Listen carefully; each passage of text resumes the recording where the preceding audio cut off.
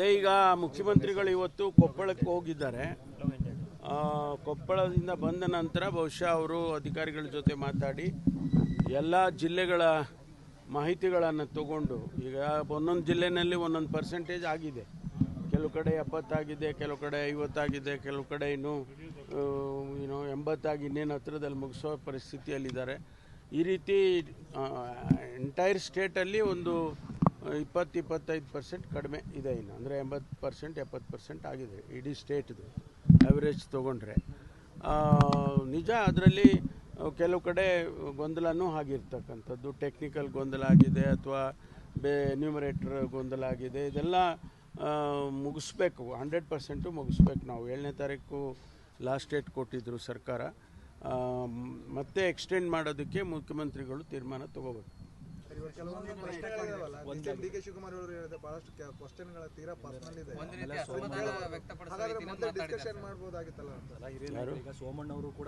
ಎಲ್ಲರಿಗೂ ಈಗ ಡಿ.ಕೆ. ಶಿವಕುಮಾರ್ ಸೋಮಣ್ಣ ಇಬ್ಬರೇ ಅಲ್ಲ, ಇಡೀ ರಾಜ್ಯದಲ್ಲಿ ಬೇರೆ ಬೇರೆ ಎಲ್ಲರದ್ದು ಕೂಡ ಒಂದು ಅಭಿಪ್ರಾಯ ಇದೆ. ನಮಗೂ ಇದೆ, ಅದು ನಮಗೂ ಕೆಲವೆಲ್ಲ ಸರಿ ಇಲ್ಲಪ್ಪ ಅಂತ ಅನಿಸುತ್ತೆ. ಒಂದು ರಾಜ್ಯದಲ್ಲಿ ಒಂದು ಸಮೀಕ್ಷೆ ಮಾಡುವಾಗ ಕೆಲವು ಸಣ್ಣ ಪುಟ್ಟ ಗೊಂದಲಗಳಾಗೇ ಆಗುತ್ತೆ, ಏನು ಯಾವುದು ಗೊಂದಲ ಆಗದೆ ಇರೋದೇ ಇಲ್ಲ. ಅದರಿಂದ ಎಲ್ಲರೂ ಕೋಆಪ್ರೇಟ್ ಮಾಡಿದರೆ ಒಂದು ಸಮೀಕ್ಷೆ ಬರುತ್ತೆ. ಕೋಆಪ್ರೇಟ್ ಮಾಡಬೇಕು ಎಲ್ಲರೂ ಕೂಡ. ಇದು ಬಿಜೆಪಿ ನಾಯಕರು ಮತ್ತೊಂದು ಕಾಂತರಾಜ್ ವರದಿ ಆಗೋ ಸಾಧ್ಯತೆ ಇದೆ, ಆ ರೀತಿ ಮೂಲಕ ಅವರ ಅಭಿಪ್ರಾಯ ಅವ್ರು ಹೇಳಿರ್ತಾರೆ. ನಾವು ಸರ್ಕಾರವಾಗಿ ಏನು ಮಾಡಬೇಕೋ ಅದನ್ನು ಮಾಡ್ತೀವಿ. ಈಶ್ವರಪ್ಪ ಅವರು ಏನು ಹೇಳ್ತಾರೆ ಅಂತಂದ್ರೆ ಸರ್, ಜಾತಿ ಗಣತಿ ಏನಿದೆ ಲಿಂಗಾಯತರನ್ನ ಅನ್ಯಾಯ ಮಾಡೋದಕ್ಕೋಸ್ಕರನೇ, ಛಿದ್ರ ಮಾಡೋದಕ್ಕೋಸ್ಕರನೇ ನಾ ಹೇಳಿದ್ನಲ್ಲ, ಅವ್ರ ಅಭಿಪ್ರಾಯಗಳು ಅವ್ರು ಹೇಳ್ತಾರ್ರಿ. ನಾವು ಸರ್ಕಾರವಾಗಿ ಜವಾಬ್ದಾರಿಯಿಂದ ಏನು ಮಾಡಬೇಕೋ ಅದನ್ನು ಮಾಡ್ತಾ ಇದ್ದೀವಿ. ಒಬ್ಬೊಬ್ಬರ ಅಭಿಪ್ರಾಯನೂ ತಗೊಂಡು ಕನ್ಕ್ಲೂಷನಿಗೆ ಬರೋಕ್ಕಾಗುತ್ತಾ? ಸರ್ಕಾರ ಒಂದು ತೀರ್ಮಾನ ತಗೊಂಡಿದೆ.